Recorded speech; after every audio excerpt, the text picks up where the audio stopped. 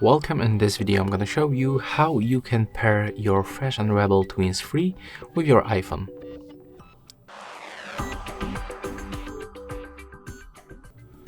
So to do this you have to input both earbuds to the charging case, then close it, click and hold this button for 5 seconds until this indicator blinks 3 times quickly.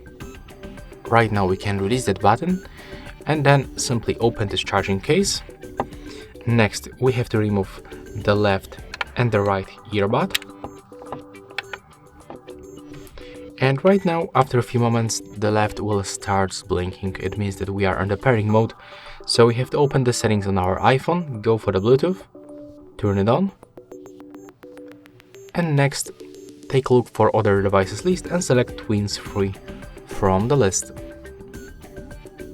As you can see right now, we are successfully connected. So that's all for this video. Hope you like it.